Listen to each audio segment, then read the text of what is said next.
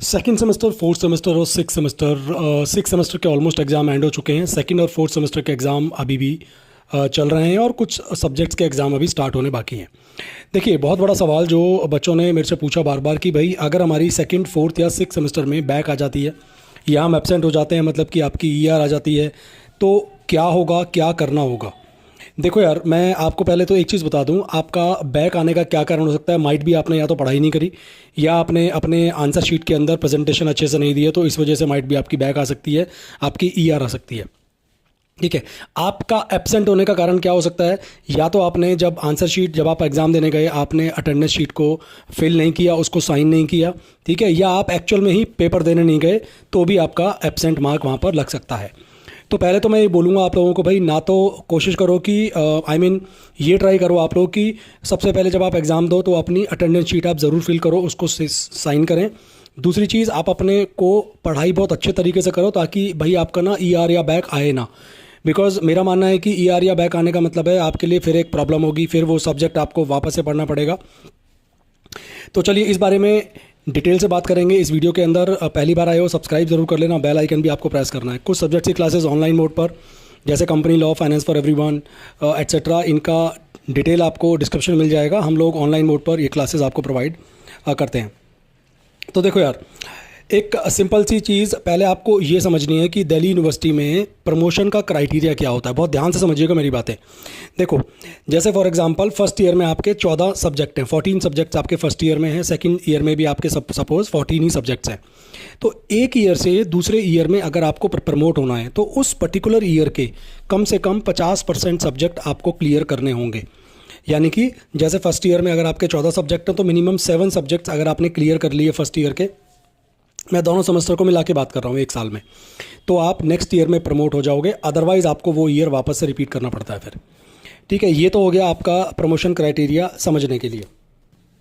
अब देखो, दूसरी बात आप यहाँ पर समझ लो कि जैसे मई जून अभी चल रहा है, तो सेकंड, फोर्थ और सिक्स सेमेस्टर के बच्चे, अगर कोई भी बच्चा इसमें एब्सेंट हो जाता है या उसकी बैक आ जाती है, ईआर आ जाती है, तब उसके लिए बहुत बड़ी प्रॉब्लम ये होने वाली है कि उसका ईआर का, बैक का एग्ज़ाम नेक्स्ट ईयर जाकर होगा, सेम मंथ में, मई जून में ही।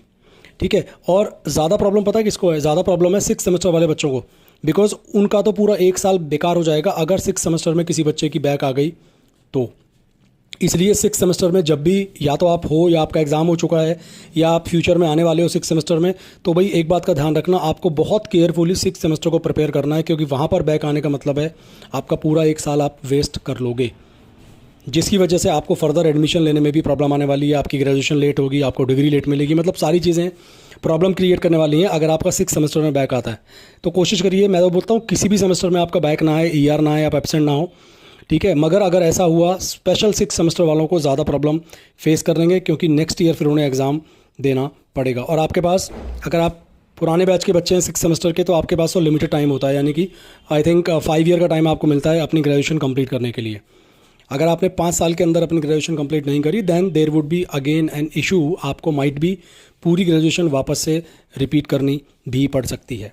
और अगर सेकंड और फोर्थ सेमेस्टर में हैं आप, और आपका अगर ईआर या बैक या एब्सेंट हो जाता है, तो आप फिर नेक्स्ट ईयर जब सेकंड और फोर्थ सेमेस्टर के एग्ज़ाम होते हैं, तब आपको वो ईआर और बैक का अपना पेपर देना होगा, है ना। उसके लिए आपको फॉर्म फिल करना पड़ता है, उसके लिए जो भी फ़ीस प्रिस्क्राइब्ड होती है उस टाइम पर फॉर्म फिल करना पड़ेगा, वो फ़ीस डिपॉजिट करनी पड़ेगी, एंड देन फिर आप वो एग्ज़ाम दे पाएंगे। मगर यार कोशिश ये करो भाई, मैं हमेशा बोलता हूँ कि यार पढ़ाई पे फोकस ज़रूर करिए। आपकी बैक या ईआर किसी भी सेमेस्टर में नहीं आनी चाहिए, चाहे वो first, second, third, fourth, fifth, sixth कोई भी हो।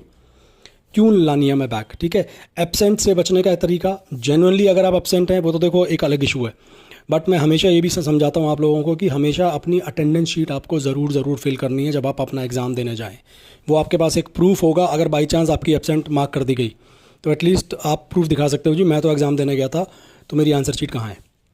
ठीक है, तो सिंपल सा रूल समझ जाइए आप। फर्स्ट, थर्ड, फिफ्थ सेमेस्टर में अगर बैक है तो नेक्स्ट टाइम जब एक साल बाद एग्ज़ाम होते हैं तब री एग्ज़ाम होगा। Same second, fourth, six semester में री है तो अगली बार जब एग्ज़ाम होंगे नेक्स्ट ईयर में, यानी कि कुल मिला के आप समझ जाओ कि एक साल का गैप आ जाता है, क्योंकि नेक्स्ट टाइम जब वही सेमेस्टर का एग्ज़ाम होता है तब आपको वो ईआर या बैक वाला पेपर देना अलाउड होता है। बैक ना आए दुआ यही करनी है, ईआर ना आए ऐसा ही आपको सोचना है, और उसी लेवल से आपको अपनी पढ़ाई करनी है। आई होप आपको क्लैरिटी आ गई होगी। अगर बैक आती है, एब्सेंट आती है या ईआर होता है तो आपको क्या करना है। वीडियो अच्छा लगा हो तो कमेंट ज़रूर करिएगा, एंड इस वीडियो को शेयर कर देना, लाइक कर देना, एंड चैनल सब्सक्राइब भाई ज़रूर कर लेना अगर आपको लगे कि वैल्यूबल चीज़ें आपको मैं रेगुलर मोड पे प्रोवाइड करता रहता हूँ। थैंक यू सो मच, मिलेंगे अगले वीडियो में, तब तक विजय गुप्ता साइनिंग ऑफ।